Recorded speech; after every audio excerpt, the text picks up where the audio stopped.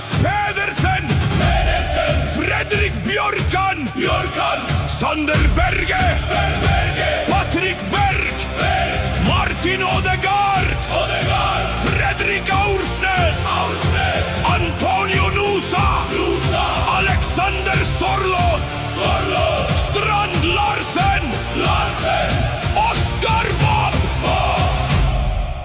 Respekter rangene. Den vikingen har ankommet.